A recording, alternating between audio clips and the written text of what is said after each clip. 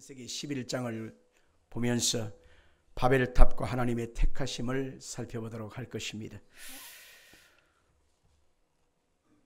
우리는 하나님 말씀 받는 것을 꼭 음식 먹는 것과 같다는 것을 또 알 수 있습니다. 우리는 어렸을 적에 내 입맛에 맞는 것, 그것을 쫓아서 우리는 손길을 갑니다. 먹고 싶은 것만 내가 알아서 골라서 먹고 내 입에 탄 것만 집어넣지요. 그러다 보니까 내 몸이 산성화되어지고 비만해지고 어릴 적부터 이상하게 컨디션이 안 좋지 않습니까? 그러면 어른들이 그러죠. 골고루 먹어라. 골고루 먹어라. 한꺼번에 그냥 덥석덥석 삼키지 말고 꼭꼭 씹어서 먹어라. 그렇게 말합니다. 왜냐고요? 몸의 건강이 식습관에서 달려져 있기 때문에 그런 것이죠. 우리도 신앙생활 속에서 하나님의 말씀을 받을 때 또 이와 같습니다. 내가 원하는 구절만 뽑아서 그 구절이 나오면 아멘하고, 내가 익숙지 아니하고 거슬거슬한 내용이 나오면 얼른 넘어가 버리고 듣기 싫고 그냥 눈 감아버리죠. 여러분들, 성경에 보니까 하나님의 그 말씀이 내 마음에 맞든지 안 맞든지 간에 하나님의 말씀이기 때문에 우리는 그 말씀을 골고루 먹어야 합니다. 아멘 하십시다. 오늘 성경에 보니까 계속해서 낳고 도대체 이 말씀이 무슨 뜻이야? 이해하기가 힘들어. 그래서 솔직히 와닿지 않는 사람들이 있을 것입니다. 그러나 우리는 이 본문에서 하나님이 우리를 향한 놀라운 계획들이 어떻게 펼쳐나가는지에 대해서 알 수가 있는 것입니다. 오늘 본문 창세기 11장은 크게 두 가지로 나눌 수 있는데, 하나는 바벨탑 사건, 또 하나는 아브라함의 가정이, 신앙이 어떻게 해서 시작되었는가, 이 내용이 두 가지로 나오게 되어져요. 그렇기 때문에 하나님의 본격적인 감추은 뜻을 드러내기 위하여 하나님이 거칠 건 거친 것, 그 다음에 다 없앨 건 없애고 정리할 건 정리하면서 하나님의 나라가 어떻게 시작되는지를 우리가 살펴보도록 할 것입니다. 바벨탑에 대해서 말하다 보면 피터 브루겔의 바벨탑을 생각하게 되고요. 또 고고학적인 발견 속에서 지그라트라고 하는 이 흔적을 통해서 그 바벨탑 사건은 이야기의 상황이 아니라 이 말씀은 반드시 하나님의 기록이요 사실이었다는 사실을 화면을 통해서 우리가 볼 수가 있는 것입니다. 자, 우리 한번 1절 같이 한번 읽겠습니다. 시작. 온 땅의 언어가 하나요 말이 하나였더라. 단순히 하나의 언어를 쓰고 있다는 의미가 아닌 것입니다. 3절에 보니까 서로 말하되, 4절에서 보니까 또 말하되 라고 있잖아요. 자, 그러면 무슨 말을 했을까요? 4절 같이 읽겠습니다. 성읍과 탑을 건설하여 그 탑 꼭대기를 하늘에 닿게 하여 우리 이름을 내고 온 지면에 흩어짐을 면하자. 창세기 6장, 7장, 8장, 9장에 걸쳐서 노아의 홍수 사건을 통해서 노아의 가족 8명 외에는 전부 다 홍수의 심판 아래 다 죽고 만 사실을 알고 있습니다. 그러니까 물이 차오르게 되면 누구도 피할 수가 없다. 자, 우리가 성과 탑을 건설하여 그 탑을 높게 우리가 짓자. 그리고 그것을 하늘에 닿게 하자. 그래서 홍수 심판을 면하자. 그리고 우리 이름을 내고 온 지면에 흩어짐을 면하자. 사람들은 그렇게 말을 하고 있었다라고 하는 것입니다. 인간의 이름을 내고 인간에 대적하는 측면에서 같은 말로 그들이 하나 되었다는 사실을 알 수 있습니다. 언어라고 하는 히브리 말 사파인데 입술, 언어, 말이란 뜻입니다. 이 말이라고 하는 히브리 언어는 다바르라고 하는데 그것은 하나님의 말씀의 권위에서 하는 말인 것입니다. 그들이 일상적으로 내뱉는 그 말 그 자체를 하나님의 말씀처럼 얘기했다는 것입니다. 여러분, 사람의 말을 들어보면 그 말한 사람들끼리, 그 말한 사람들 중심으로 그들이 그룹을 형성한다는 걸 알 수 있습니다. 예를 들면 사기꾼이 있습니다. 그러면 그 주변에 사기를 치는 사람들이 모여들어서 그들이 하는 말이 뭘까요? 사기치는 말만 하는 것입니다. 도박꾼이 있습니다. 도박하는 사람이 있습니다. 그러면 도박꾼끼리 모이겠죠. 그러면 그들은 무슨 말을 할까요? 계속해서 도박하는 말만 할 것입니다. 또 조폭이라고 하는데 조직 폭력배들이 모였습니다. 그럼 무슨 말을 할까요? 그들의 언어로 그들은 소통하게 될 것입니다. 그러나 시인이 있다고 합시다. 시인. 그러면 그 시를 쓰는 사람들끼리 모여서 그들이 하는 말은 그 말 하나하나가 하나같이 음악과 같이 아름다운 그림과 같이 그들은 아름다운 말을 통해서 시기를 형성할 것입니다. 바로 그것입니다. 홍수의 심판으로 완전히 끝난 것 같았는데 그들이 다시 죄가 시작되어지고 그들이 모여서 지금 하는 말에 일치하는 말은 뭐냐면 높은 곳에 탑을 쌓자. 그리고 우리의 이름을 내자. 그리고 그것을 통해서 흩어짐을 면하자. 결과적으로 그들은 하는 말이 하나님을 대적하는 말만 계속하고 있었다라고 하는 것입니다. 여러분은 유유상종이라고 하는 것처럼 하나님의 성령에 충만한 사람이 모인 그 모임은 성령의 역사가 나타나는 것입니다. 그러나 육과 죄와 사망과 세상 것으로 취한 사람들과 같이 교제하다 보면 결국 나도 역시 그들에게 동료가 되어지고 같이 나도 한 배를 타고 같은 말을 하고 사는 것을 알게 되는 것입니다. 오늘 그것을 잘 보여주는 표현이 2절에 보니까 이에 그들이 동방으로 옮기다가 신할 평지를 만나 거기 거류하며 라고 있습니다. 동방이라고 하는 말은 우리가 잘 알듯이 4장 16절에 보니까 가인이 여호와 앞을 떠나서 에덴 동쪽 놋 땅에 거주하더니 라고 있습니다. 하나님을 떠난 가인이 여호와 앞을 떠났습니다. 그래서 어디에서 거주했느냐? 에덴 동쪽에 있는 놋 땅에 거주했다라고 했습니다. 그들은 하나같이 하나님을 떠난 자의 상태에서 머물고 거기에 정착하기를 원했던 것입니다.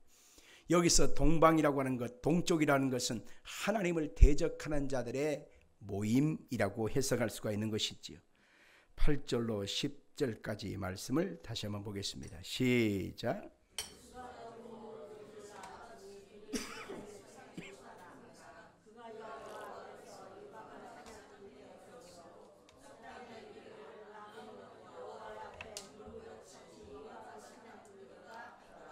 그의 나라는 시날 땅의 바벨과 에렉과 악각과 갈레에서 시작되었으며 아멘. 함의 우선 니므롯이 하나님 앞에서 사냥꾼이 되었습니다. 그리고 그들의 세를 과시하게 하여 야벳과 셈의 후손들도 함께 거기에 모여들었다라고 말하고 있습니다. 그래서 그들이 시날 땅에 그들이 자리를 잡고 거기에서 그들이 연합하게 하여 그들이 무엇을 했느냐? 탑을 쌓는데 하늘 끝까지 닿게 하자 해서 그들이 높은 탑을 쌓았다고 성경은 말하고 있는 것입니다.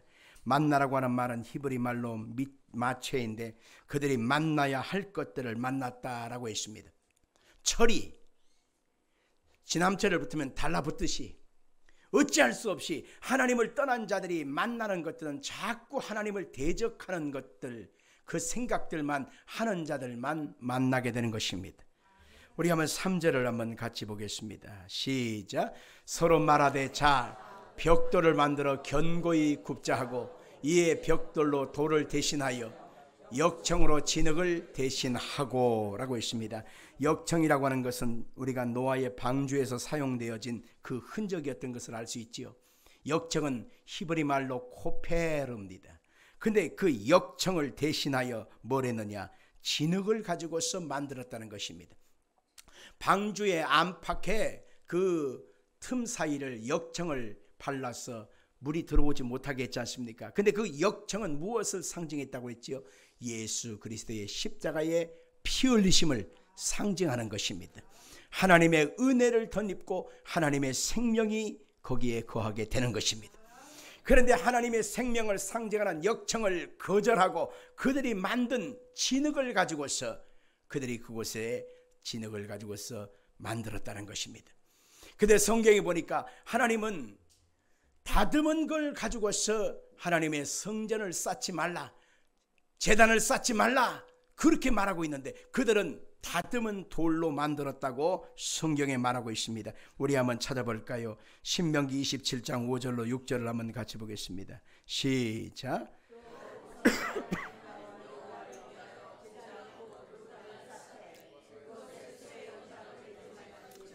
너는 다듬지 않은 돌로 내 하나님 여호와의 제단을 쌓고 그 위에 내 하나님 여호와께 번제를 드릴 것이며 라고 했습니다. 여기에 보니까 하나님 앞에 제단을 쌓을 때 돌을 갖다가 쌓아라. 쇠 연장을 대지 말라.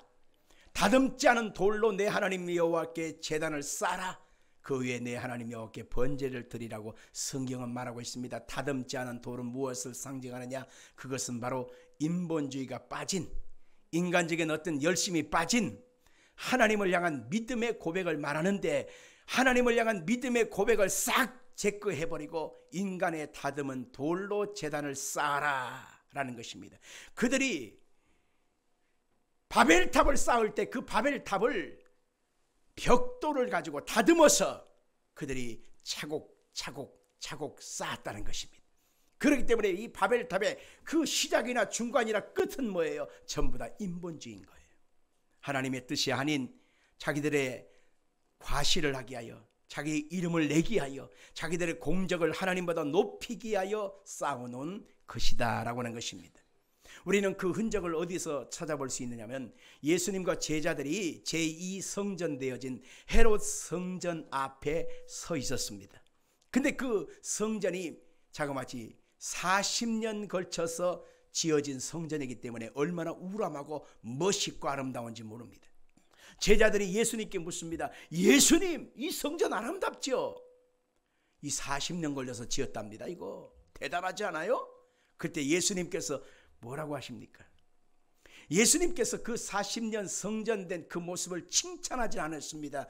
성경에 보니까 예수님이 오히려 그 성전을 악하다라고 말하겠습니다. 성전 뜰에는 짐승 바꾸는 그 장터가 되고 말았습니다. 돈 바꿔주는 시장터가 말았습니다. 그러니 거기에 주님이 기뻐할 덕이 있나요? 다 엎어버립니다. 그리고 짐승을 쫓아내버립니다. 그리고 이렇게 선언하십니다. 이 성전을 헐어라! 헐어버리라! 그리고 내가 사흘 안에 다시 일으키리라. 이는 자기의 성전된 육체를 가리키심이라라. 이렇게 말하는 장면으로 해석할 수가 있습니다.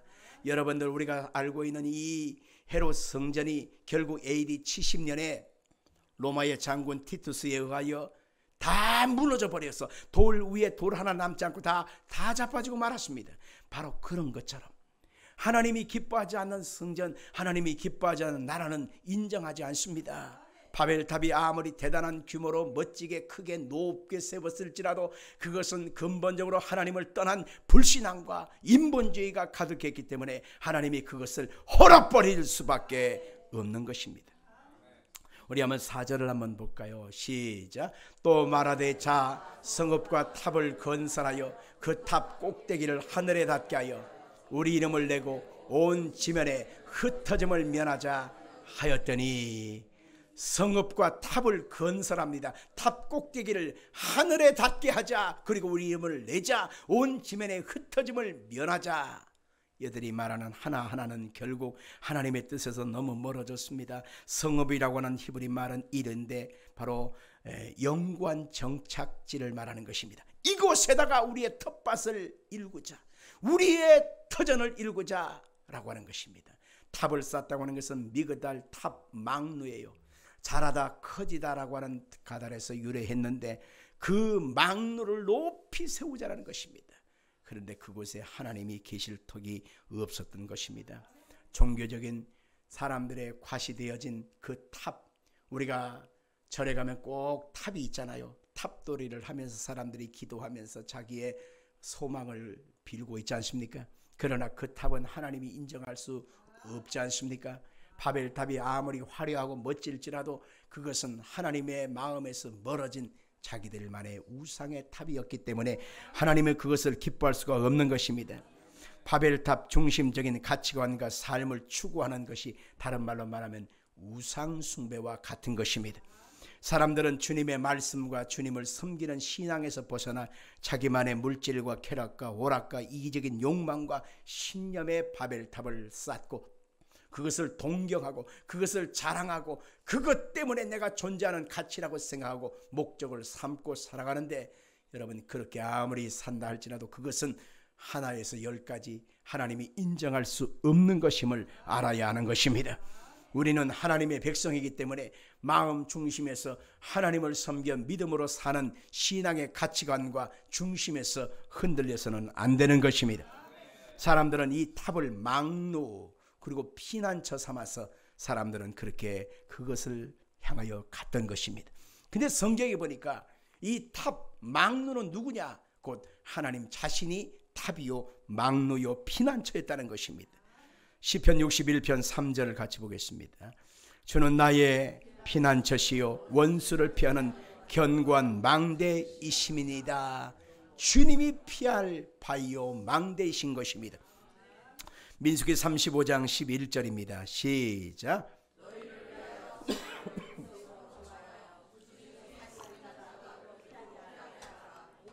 너희가 복수할 자에게서 도피하는 성을 삼아 살인자가 회중 앞에 서서 판결을 받기까지 죽지 않게 하기 위함이라.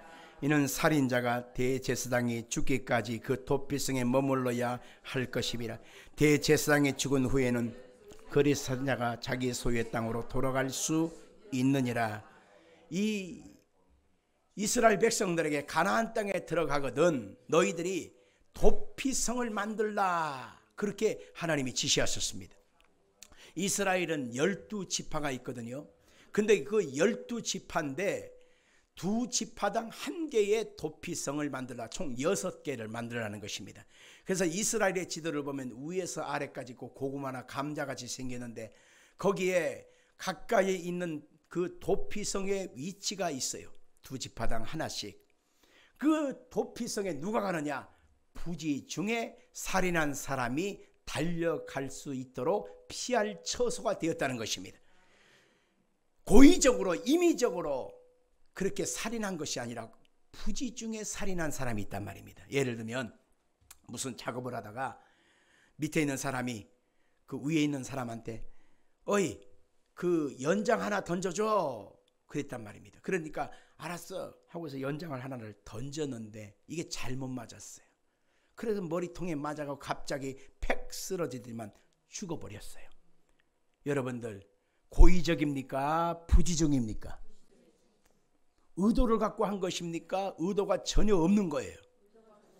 그렇죠. 근데 성경이 보니까 살인한 자는 반드시 죽이라 그랬단 말입니다. 그러니까 사람을 죽였으니까 이 사람 반드시 죽여야 되는 것이지요. 근데 내가 원한이 없이 부지중에 어떻게 하다가 된 건데 내가 너무 억울하잖아요. 이런 사람을 구출하고 구원하기 위하여 하나님은 도피성을 준비해 놓고 그 도피성으로 피하라는 것입니다. 그러면 그 도피성에서는 그 사람이 내가 이런 처지 해가지고 내가 부지중에 사람을 죽였으니 이 나를 죽이려고 달려오는 사람들에 비해서 나를 피하여 살게 해주시오. 그러면 받아들여줘요. 그 도피성은 항상 24시간 365일 문이 열려 있어야 돼요. 그리고 항상 그 사람이 마실 물과 음식과 쉴 수 있는 처소를 준비해 둬야 하는 것입니다. 그래서 이 사람이 억울하게 지금 죽을 수밖에 없는 상황에서 이 도피성은 그 사람을 보호해 줘야 합니다.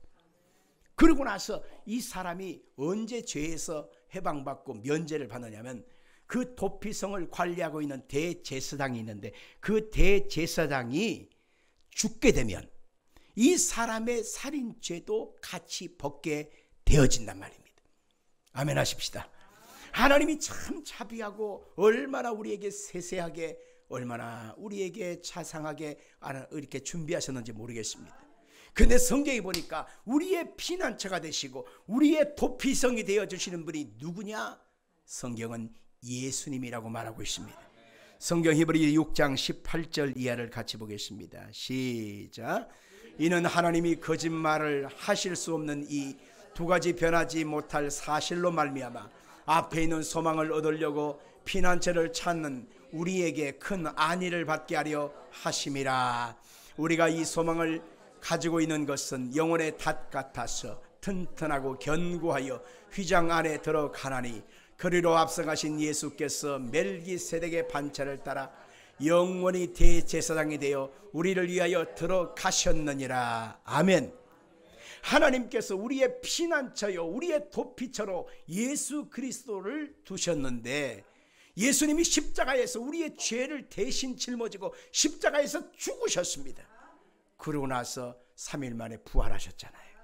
그래서 이제는 누구든지 부지중에 살인하여 죽게 된 사람이 도피성에 가면 피하여 보호를 받고 살 수 있었던 것처럼, 그 대제사장이 죽음으로 말미암아 그 사람의 모든 죄를 다 속량받게 된 것처럼, 우리가 예수 그리스도 안에 나오는 것은 죄 지었음에도 불구하고, 허물 많음에도 불구하고, 죽어 마땅함에도 불구하고, 지옥 갈 수밖에 없는 자임에도 불구하고 예수 그리스도 안에 들어오면 보호받습니다. 피난처가 되어 주십니다. 우리를 아껴주시는 것입니다. 그러나서 예수의 죽음과 함께 우리의 죄도 죽었다. 그리고 예수의 부활과 함께 너는 다시 태어났다라고 선언해 주신다는 것입니다. 이게 바로 뭐냐? 복음인 것이지요. 그래서 예수 그리스도의 복음에 분명한 사실이 있건만 사람들은 이 피난처 대신 예수 그리스도를 제껴버리고 자기들의 힘으로 피난처 망루 바벨탑을 쌓는다고 했을 때 하나님이 보실 때 얼마나 우습고 가소롭냐 말이에요. 하나님이 그들을 가만두실 수가 없어서 5절에 보니까 내려오셨다고 말하고 있습니다. 5절을 같이 읽겠습니다. 여호와께서 사람들이 건설하는 그 성읍과 탑을 보려고 내려오셨더라. 여기서 내려오셨더라고 하는 것은 하나님의 말씀이 임했다는 것입니다. 하나님의 말씀이 임하면 빛이 임하는 곳에 어둠이 떠나가게 되어 있습니다. 비진리가 있는 곳에 진리가 있으면 비진리는 거짓말이 되고 마는 것입니다. 이번 주간과 다음 주간 안에 분명히 대통령 탄핵에 대한 찬성이냐 반대에 대한 결론이 나올 것입니다. 무엇이 옳으냐? 사람들은 항상 궁금해하고 자기들이 원하는 편에 늘 서고자 하는 것입니다. 그러나 중요한 사실은 바꿔서 생각해 봐요. 우리는 다 틀리다. 하나님만 맞다. 동의하십니까? 같이 합시다. 우리는 다 틀리다. 하나님만이 정답이다. 그게 진리인 것입니다. 내가 곧 길이요 진리요 생명이니 나로 말미암아 장군 아버지께 올 자가 없다. 진리를 알지니 진리가 너희를 자유케 하리라고 했습니다. 그러나 사람에게 진리가 어디 있나요? 먹었으면 화장실 가서 배설해야 되는 존재가 무슨 진리가 있습니까? 사람은 그런 것입니다. 사람은 오답투성입니다. 사람은 다 틀려요. 그런데 그것이 진리라고 끊임없이 매혹당하여 맹목적으로 쫓아가는 것입니다. 이쪽이다 저쪽이다. 아니에요. 예수만이 진리입니다. 하나님의 성경의 말씀만이 진리인 것입니다. 그래서 진리가 임하면 거짓이 드러나게 되어 있습니다. 어둠이 떠나갈 수밖에 없는 것입니다. 그래서 우리가 기도해야 될 것은 뭐냐면 하나님의 진리로 이 땅을 통치해 주소서, 하나님의 공의로 이 땅을 판결해 주소서. 우리는 그렇게 기도해야지 우리의 얄팍한 지식과 상식과 인맥과 혈통을 가지고 나는 이쪽이야 나는 저쪽이야 이게 아니라는 거예요. 잘못된 성경입니다. 선택인 것입니다. 오늘 6절과 7절에 보니까 여호와께서 이르시되 우리가 한 족속으로 언어도 하나이므로 이같이 시작하였으니 이후로는 그 하고자 하는 일을 막을 수 없으리로다. 자, 우리가 내려가서 거기서 그들의 언어를 혼잡하게 하여 그들이 서로 알아듣지 못하게 하자 하시고 라고 있습니다. 하나님께서 지금 내려오셨습니다. 그래서 하나님의 공의와 진리와 말씀으로 세상을 판결하시고 그들의 혼잡된 모든 그들의 흔적들을 흩어버릴 거야 하여서 그들의 말, 그들의 생각을 주님이 혼잡하게 만들었다라고 말씀하고 있습니다. 우리 8절과 9절을 같이 읽겠습니다. 여호와께서 거기서 그들을 온 지면에 흩으셨으므로 그들이 그 도시를 건설하기를 그쳤더라. 그러므로 그 이름을 바벨이라 하니 이는 여호와께서 거기서 온 땅의 언어를 혼잡하게 하셨음이니라. 여호와께서 거기서 그들을 온 지면에 흩으셨더라. 혼잡하게 하셨다라고 하는 것은 발랄인데 섞다, 혼합하다, 혼돈되다 라고 하는 말인 것입니다. 하나님의 그 말씀이 임하니 세상은 끊임없이 어지러움으로 혼돈되어지고 얽힐 수밖에 없게 된 것을 말하게 되는 것입니다. 사람은 이렇듯 사람의 거짓말로 서로 얽히게 되면 도대체 걷잡을 수 없는 엉뚱한 방향으로 갈 수밖에 없는 것입니다. 그래서 하나님께서는 그 어지러워진 그 혼돈된 생각과 말을 하나로 주님이 만드시는 사건을 만드시는데, 그게 바로 초대교회 때 오순절 성령의 강림을 통해서 성령 충만함 받은 주의 백성들이 하나님이 주시는 은사, 신령한 방언으로 말하기를 시작하므로 그들이 이제는 사람의 생각이나 논리나 사람의 생각으로 말하지 않고 이제는 하나님의 성령에 붙잡혀서 하나님의 진리를 말할 수 있도록 하나님이 은혜를 주신 것을 보게 되는 것입니다. 사도행전 2장 1절로 8절 그리고 11절 말씀 보겠습니다. 오순절 날이 이르매 그들이 다같이 한 곳에 모였더니 호련히 하늘로부터 급하고 강한 바람 같은 소리가 있어 그들이 완전 온 집에 가득하며 마치 불의 혀처럼 갈라지는 것들이 그들에게 보여 각 사람 위에 하나씩 임하였더니 그들이 다 성령의 충만함을 받고 성령의 말하게 하심을 따라 다른 언어들로 말하기를 시작하니라. 그때에 경건한 유대인들이 천하 각구로부터 와서 예루살렘에 머물러 있더니 이 소리가 나매 큰 무리가 모여 각각 자기의 방언으로 제자들이 말하는 것을 듣고 소동하여 다 놀라 신기하게 여겨 이르되 보라, 이 말하는 사람들이 다 갈릴리 사람이 아니냐? 우리 각 사람이 난 방언 듣게 되는 것이 어찌 되면이냐? 11절 우리가 다 우리의 언어로 하나님의 큰 일을 말함을 듣는도다 하고, 여기서 그들이 각각 언어로 하나님의 큰 일을 말하는 것을 듣는다라고 하는 것은 바로 십자가에서 피 흘려서 하나님의 언약을 완성하신 예수 그리스도의 십자가의 사건을 말하는 것입니다.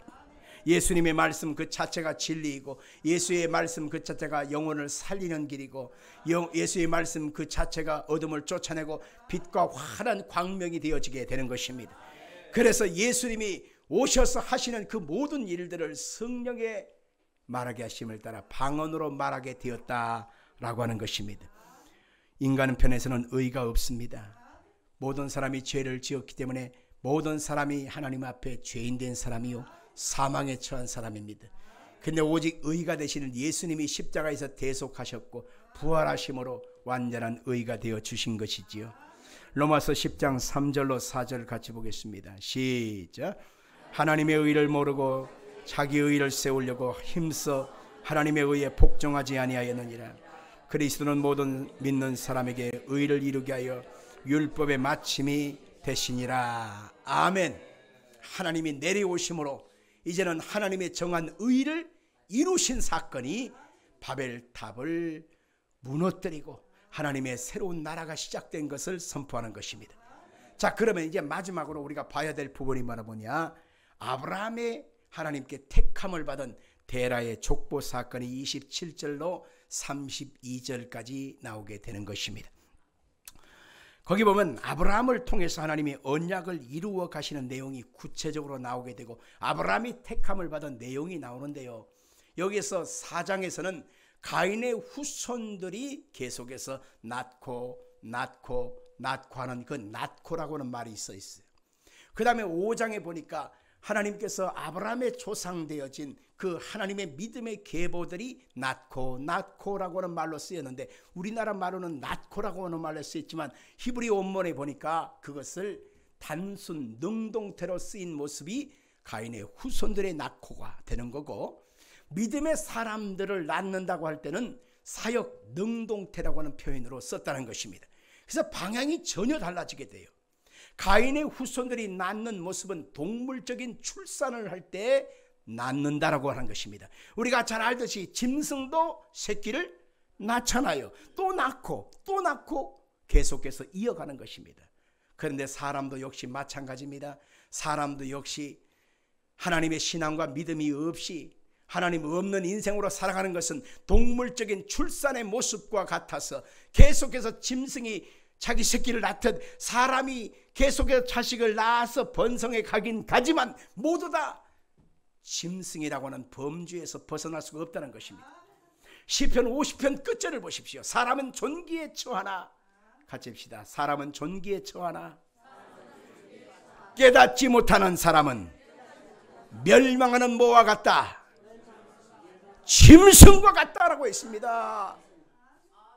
하나님 없이 태어나 하나님 없이 인생을 살고자 하고 하나님의 신앙 없이 살고자 하는 것은 짐승과 다를 것이 없는 거예요. 아직 결혼하지 않는 우리 처녀총각 싱글들 꼭 기억하세요. 하나님 없는 인생으로 살아가는 것, 자식 낳고 자식 낳고 자식 낳을지라도 짐승이 새끼 낳는 것과 별반 다를 것이 없다는 거예요. 멸망하는 자들과 같은 것입니다.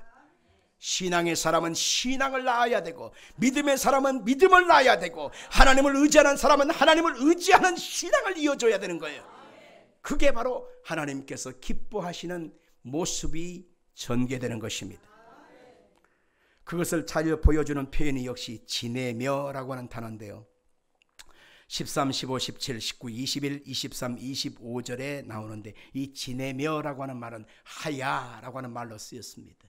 그래서 하나님이 지내면서 뭔것이 되게 하고 뭔것이 일어나게 하고 뭔것이 발생하게 하고 뭔것이 살아나게끔 하나님의 역사가 이어지게 되더라는 것입니다.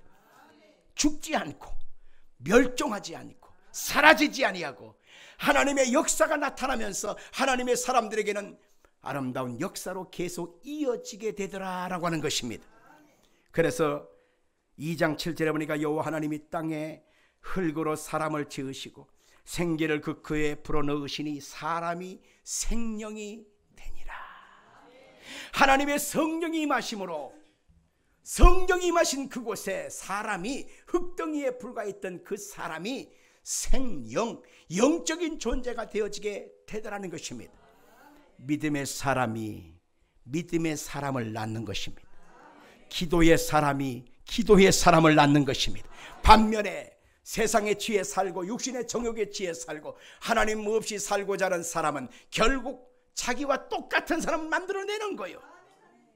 짐승 같은 존재로 별반 다를 것이 없는 존재로 그렇게 살아갈 수밖에 없는 것입니다. 오늘 보면 26절에 보니까 데라는 70세에 아브라함과 나홀과 하란을 낳았더라 라고 있습니다. 여러분들 26절 한번 읽어볼까요? 시작. 데라는 70세에 아브라함과 나홀과 하란을 낳았더라. 그러면 여기서 우리 한번 생각해 봐야 될 것이 70세에 아브라함, 나홀, 하란을 낳았다면 한꺼번에 낳았으니까 쌍둥이인가보네? 이렇게 생각할 수 있거든요. 물론 그럴 수 있죠. 세 쌍둥이, 네 쌍둥이 있잖아요. 근데 그렇게 낳는 거 아니었는가? 라고 생각하지만 이것은 아니에요. 여기에 27절과 28절에 보니까 그 배경 이야기가 나옵니다. 27, 28절 시작. 데라의 족벌은 이러하니라. 데라는 아브라함과 나홀과 하란을 낳고 하란은 롯을 낳았으며 하란은 그 아비 데라보다 먼저 고향 갈대아인의 우르에서 죽었더라. 아멘. 자, 여기서 우리는 뭘 볼 수 있어야 되냐면 하나님은 낳는 순서가 있었지요. 그런데 70세라고 하는 데라에게서 이것을 결론하면서 한꺼번에 얘기하는 것입니다. 순서가 우리는 아브라함이 큰아들, 나홀이 둘째 아들, 하란이 셋째 아들로 우리가 인식을 하고 있지요. 그러나 성경에서 원문을 가만히 들여다보면 이게 어떻게 된 건가를 알 수 있습니다. 첫째 아들이 아브라함이 아니라 하란이라고 하는 아들이 첫째 아들이었던 것입니다. 아버지보다 먼저 첫째 아들 되었던 하란이 죽었어요. 그리고 죽고 나니까 이제는 제일 뒤로 빼버리는 거예요. 죽은 자는 우리의 그 호적에서 빼버리잖아요. 바로 그런 것처럼 죽은 자이기 때문에 제일 뒤로 빼버리는 거예요. 그리고 아브라함이라고 하는 둘째 아들을 첫 아들 자리에 딱 세워서 아브라함과 나홀과 하란이라고 이름을 배치한 것을 볼 수가 있는 것입니다. 20절부터 22절 사이에 보니까 나홀과 밀가 사이의 족보를 소개하고 있는데 읽어봅시다. 그의 맏아들은 우스요, 우스의 형제는 푸스와 아람의 아버지 그무엘과 게셋과 하소와 빌다스와 아들랍과 부드엘이라 라고 말하고 있습니다. 여기서 굳이 여기서 나홀과 밀가 사이의 족보를 얘기하는 것은 부드엘에게서 라반과 리브가가 태어났고 그리고 리브가에게서 그 아들 이삭이 태어났기 때문에 근거를 여기서 분명히 하고자 넣은 것이죠. 아브라함이 데라의 맏아들이 아님에도 불구하고 아브라함을 가장 먼저 소개하고 있는 것은 하나님은 아무리 혈족 속에서 큰아들이 됐고 마지가 됐고 장자가 됐을지라도 장자의 역할을 감당하지 못하면 장자의 자리에서 잘라버립니다. 아무리 큰아들로 태어나고 마지로 태어났을지라도 그 역할을 못하면 하나님의 족보에서는 완전히 제거당한다는 사실을 우리는 특징으로 알아야 할 것입니다. 그 예가 바로 뭐냐면 야곱의 12아들 중에서 찾아볼 수 있습니다. 그 12아들 중에 가장 큰 아들 마지 장자가 누구냐면 루벤이었습니다. 루벤이 큰 아들이었는데, 우리가 잘 아는 그 12아들 중에 요셉이라고 하는 아들은 11번째에 해당합니다. 그런데 놀라운 비결을 성경에 말하고 있는데요, 루벤이라고 하는 큰 아들이 해서는 안 될 짓을 했다고 성경에 나와요. 그 아버지가 4명의 부인이 있고 그 4명의 부인을 통해서 12아들을 낳게 됐는데, 4번째 부인, 4번째 그 새엄마가 이름이 뭐냐, 빌하였어요. 빌하. 근데 큰아들 루벤하고 빌하하고 나이가 엇비슷한 거지요. 그런데 이 큰아들 루벤이 해서는 안 될 짓을 하는데 아무도 없다고 하는 틈을 타서 그 서모인 새어머니인 빌하를 겁탈을 합니다. 그것이 나중에 다 알게 됐어요. 모를 게 있어요. 감출 게도 있어요. 다 드러나게 돼 있어요. 그래서 그 아버지 야곱이 죽을 때에 장자인 루벤, 내 기력의 시작이지만 그는 내 침상을 더럽혔다 라고 성경은 말하면서 그를 장자의 직위에서 쫓아내버립니다. 장자가 됐다고 하는 특징은 뭐냐면 3가지의 축복이 있는데, 첫째는 그는 장자로서 민족을 다스리는 왕입니다. 2번째는 다른 형제들보다 재산을 2배로 받을 수 있는, 유산을 받을 수 있는 상속권이 있습니다. 3번째는 바로 뭐냐면은 온 민족을 대표해서 하나님께 예배할 수 있는 제사장권이 있습니다. 왕권, 축복권, 제사장권이 장자에게 있는 것입니다. 근데 이 모든 것을 한꺼번에 다 상실하고 말았던 것입니다. 근데 누구에게 돌아갔느냐? 11번째인 요셉에게 돌아갔다고 성경이 말합니다. 성경 역대상 5장 1절과 2절에 보니까 분명하게 기록하기를 루벤을 장자의 명분에서 제하시고 하나님이 요셉을 들어서 장자의 명분을 상속하게 하였습니다. 이렇게 나오고 있습니다. 여러분들 꼭 기억해야 될 일은, 예수님이 성경에 보니까 먼저 나온 자, 먼저 된 자가 나중되고 나중된 자가 먼저 된다고 말하고 있습니다. 오래 믿었다고 해서 장자의 축복을 받느냐? 그게 아니라는 거예요. 우리 햇불수목교회에 내가 오랫동안 나왔으니 내가 누군 줄 알아? 이게 하나님 앞에 장자권을 내세우는, 축복권을 내세우는 그런 명분이 될 수 없다는 것입니다. 중요한 사실은 장자에 해당하지만 하나님의 축복과 은혜에서 멀어질 수밖에 없는 것, 바로 하나님의 제거당한 인생이 될 수도 있는 거예요. 자격 없고 기대하지 않았고 별 볼 일 없어 보였던 사람이 하나님의 약속된 축복을 받아 누릴 수 있는 것은 어떤 것일까요? 바로 아브라함이 하나님 앞에 믿음의 삶을 살았기 때문이라는 것입니다. 하나님의 말씀 앞에 순종하는 삶을 살았기 때문이라는 것입니다. 그 해답이 31절과 32절에 보면 나옵니다. 우리 한번 읽어볼까요? 자, 시작.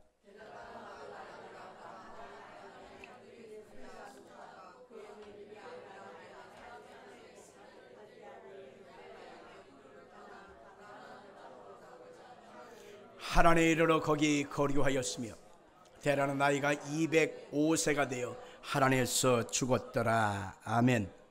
하나님은 항상 하나님의 사람을 세워서 하나님의 나라를 이루기를 원하십니다. 그런데 그 나라를 이루기 위하여 사명을 감당하지 아니하고 불순종을 행하고 우상 숭배하고 하나님을 대적하거나 거역하잖아요. 그러면 하나님이 그 자리에서 그 사람을 제껴버리고 새로운 사람을 이루십니다.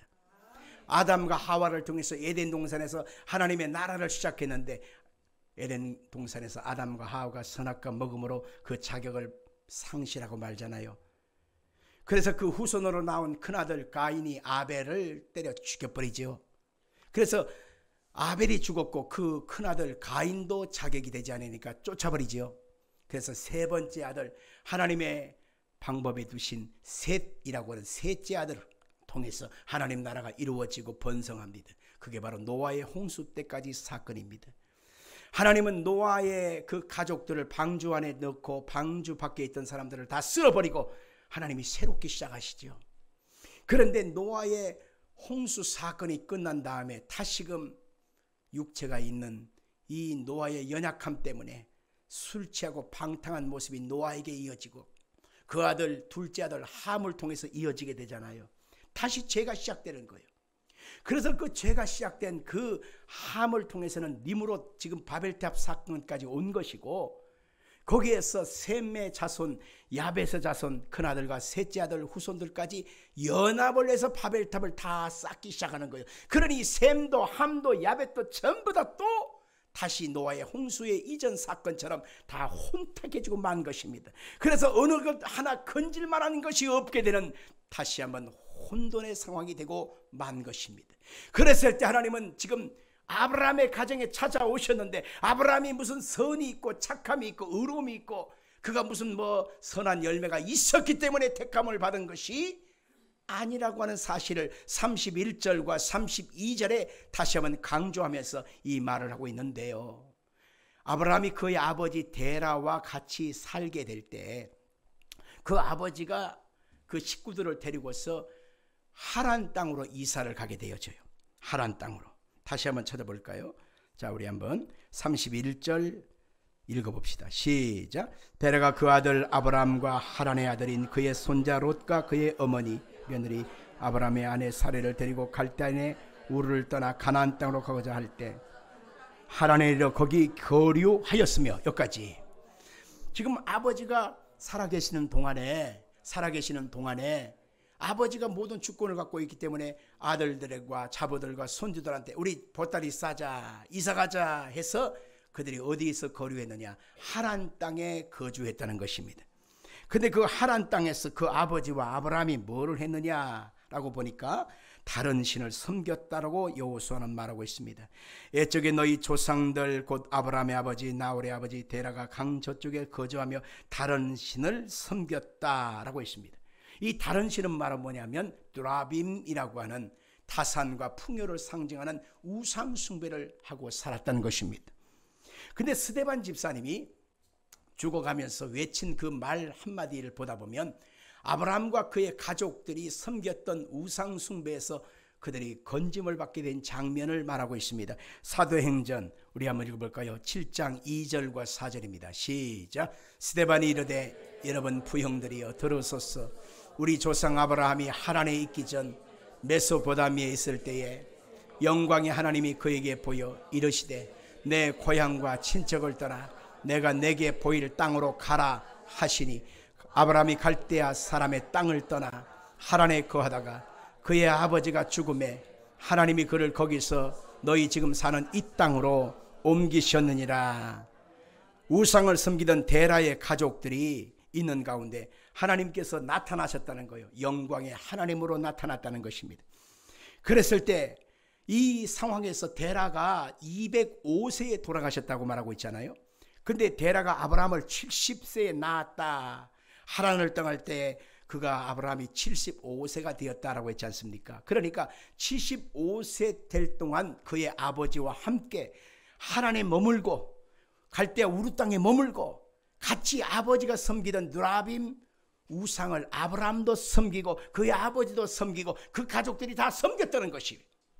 그런데 솔직히 말하면 별 볼 일 없는 일반 죄인에 불과하잖아요. 그런데 하나님께서 아브라함에게 말씀한 것입니다. 아브라함아, 너는 너의 본토 친척 아버지 집을 떠나라. 내가 내게 지시할 땅으로 가라 라고 다음 장에 얘기할 창세기 12장 1절부터 4절까지의 내용을 하나님이 지시하신 거예요. 근데 아버지가 지금 아직 안 돌아가셨잖아요.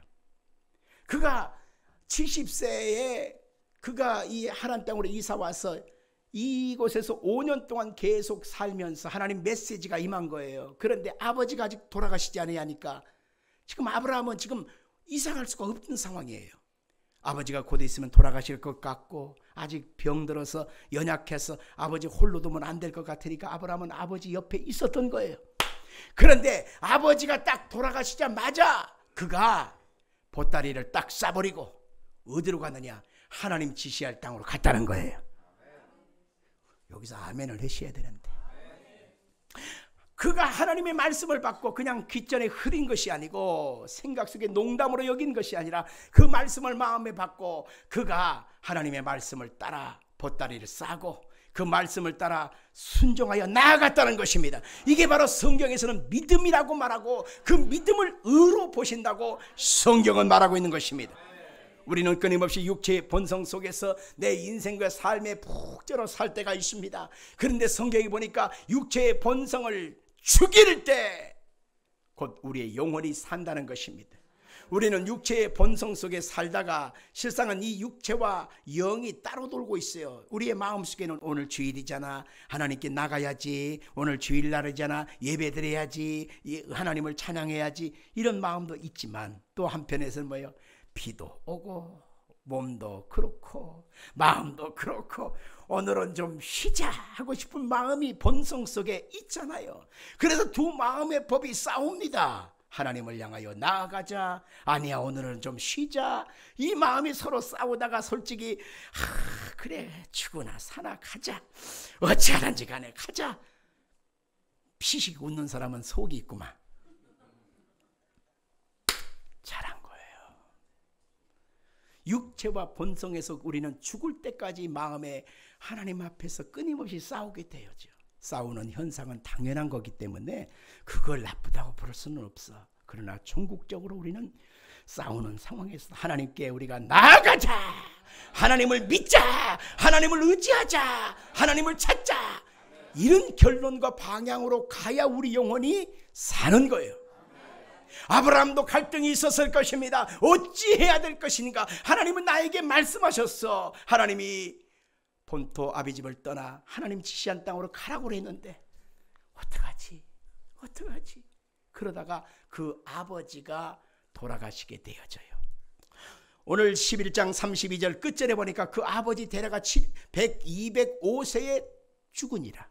그러자 12장 1절에 가리켜서 여호와께서 아브라함에게 이르시되, 하나님의 명령, 하나님의 비전, 하나님의 축복 선언이 있는 것을 보게 되는 것입니다. 불신앙과 불순종이 우리의 마음에 끊임없이 요동칠지라도 우리는 항상 결론은 하나님의 말씀을 선택하고 하나님을 의지하는 것을 선택하고 진리 앞에 나아가는 것을 선택할 때 결국 나도 살고 가문도 살고 가정도 살고 여러분 민족을 살리게 되는 것입니다.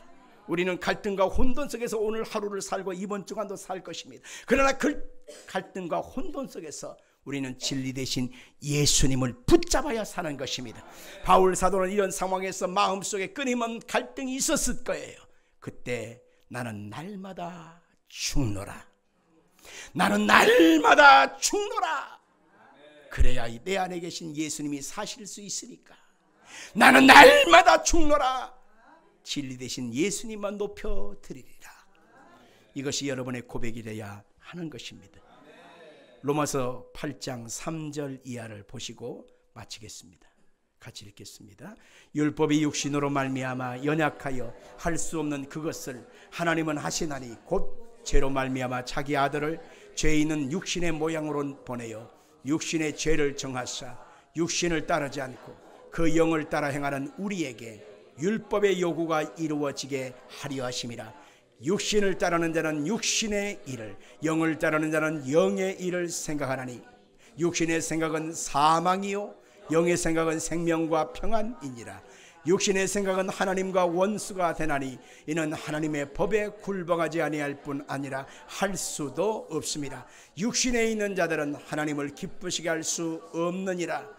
만일 너희 속에 하나님의 영이 거하시면 너희가 육신에 있지 아니하고 영에 있나니 누구든지 그리스도의 영이 없으면 그리스도의 사람이 아니니라. 또 그리스도께서 너희 안에 계시면 몸은 죄로 말미암아 죽은 것이나 영은 의로 말미암아 살아있는 것이니라. 예수를 죽은 자 가운데서 살리신 이의 영이 너희 안에 거하시면 그리스도 예수를 죽은 자 가운데서 살리신 이가 너희 안에 거하시는 그의 영으로 말미암아 너희 죽을 몸도 살리시리라. 그러므로 형제들아 우리가 빚진 자로 돼 육신에게 져서 육신대로 살 것이 아니니라. 너희가 육신으로 살면 반드시 죽을 것이로되 영으로서 몸의 행실을 죽이면 살리니 무릇 하나님의 영으로 인도함을 받는 사람은 곧 하나님의 아들이라. 영으로서 육의 행실을 죽이십시오. 여러분이 연약하기 때문에 성령이 여러분에게 오셔서 도와주실 것입니다.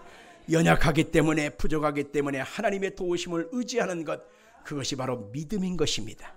오늘 여러분의 인생과 삶의 아름다운 축복의 가문 되기를 주 이름으로 축원합니다. 하나님이 아브라함을 부르신 것, 그것은 하나님의 또 다른 새로운 대안이었습니다. 하나님이 아브라함을 택하신 것처럼 오늘 여러분을 택하셨고 여러분을 통해서 하나님의 거룩한 뜻을 이루기를 원하고 계시는 것입니다.